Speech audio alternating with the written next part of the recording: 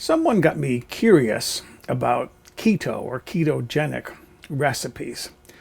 I did some looking around. I found a cookbook that interested me because it uses the Instant Pot, which I have. I have an Instant Pot. Now, you don't need an Instant Pot for these recipes. You could use a regular pot on the stove, just quadruple, triple the cooking time, or you could do these in a regular stovetop pressure cooker.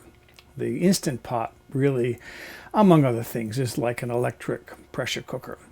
And what I want to do today is I want to do this recipe for keto beef curry stew.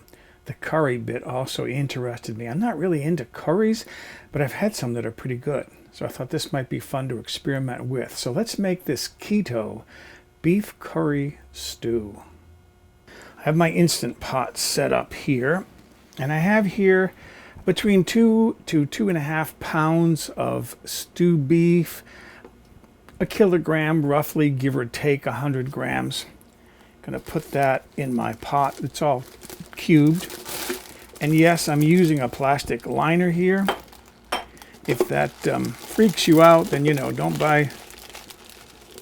don't drink water out of plastic bottles or use ingredients like spaghetti sauce that come in plastic jars.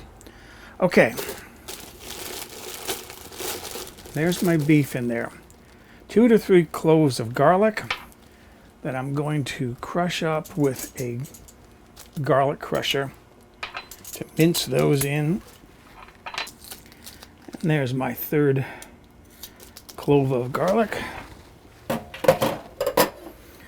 Now, to the pot, I'm going to add a teaspoon of salt. I'm going to put a good pinch of salt in there. Pinch and a half, maybe. And then 2 tablespoons of curry powder.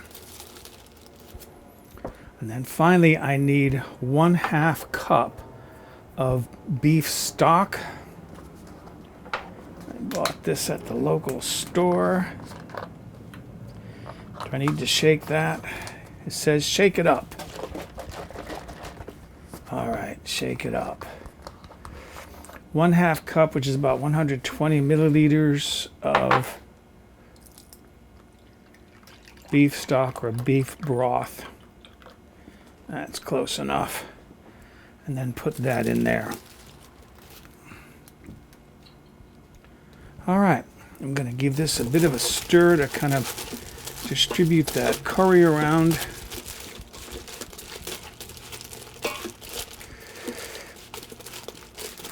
Get that meat coated with curry. That looks good. And then I'm going to close the bag. I don't have to get it sealed too tightly. I am going to be cooking under pressure, but the pot will seal itself when I'm ready. These are cooking bags, by the way, that I bought at the local store, and they come with these plastic ties. Okay, again, that's not sealed really tight. That can vent. I want it to. I'm going to put my lid on there. And then I got to get my pot plugged in. So let me show you what I'm going to do here as far as the front. First of all, the pressure release valve, I'm going to set that to sealing as opposed to venting, because I want to do some pressure cooking here. What I'm going to do here is I'm going to use the pressure cook function. That's set for only 6 minutes. So I'm going to set this up to 45.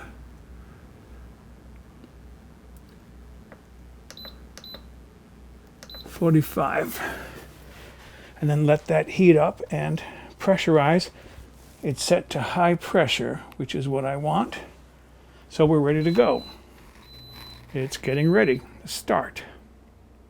Now this is what I think makes this keto, because normally when I think of stew, like my mom's beef stew, I think of potatoes, carrots, onions, all of those things are not keto friendly because they're high in carbohydrates. So we're going to use broccoli. I love broccoli. And we're going to use some zucchini. I need a pound of broccoli florets and these 3 zucchinis. Meanwhile, my Instant Pot has finished its first cooking cycle.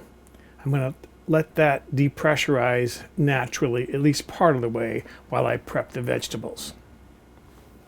I've opened up my Instant Pot, and I'm going to put my vegetables in there. That's my chopped zucchini.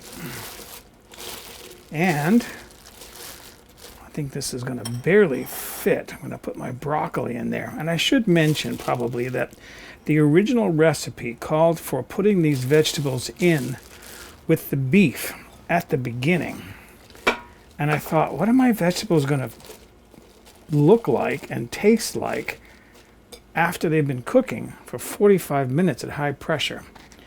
I like my vegetables to have a fresh, steamed flavor and look to them.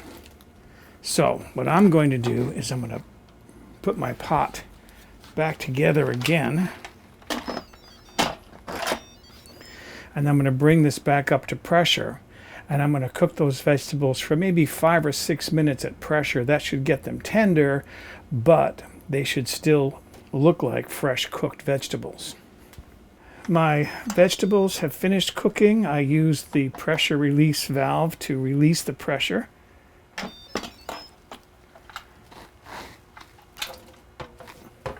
And let's see. They look done. And they look tender, so that should be okay. All right, the last step is to put in 14 fluid ounces, which is about 415 milligrams of full-fat coconut milk.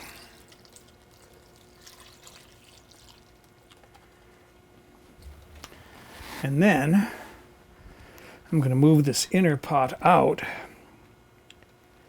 and start serving up some of my keto beef curry stew. Okay, first thing I want to do is get some of my vegetables in there. I love vegetables. I especially love broccoli.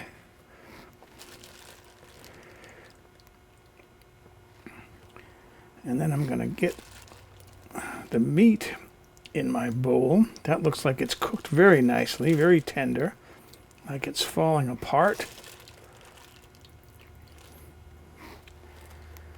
A little more broccoli in there because I like it so much. And a few more pieces of zucchini. And then finally, let me dip out some of my broth and fill my bowl with some broth.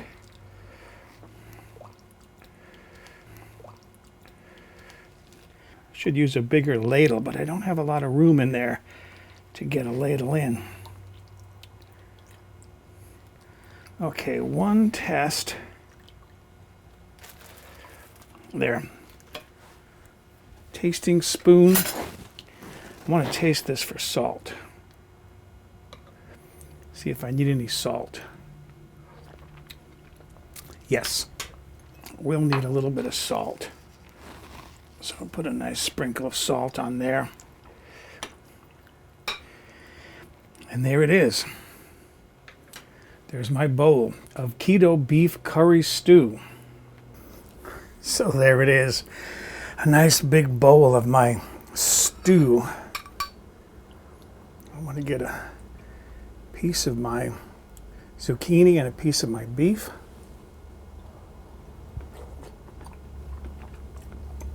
Really tender. Oh, that's nice. That's nice. A bit of my broccoli. I love broccoli. And then taste my soup. I've never made soup with coconut milk.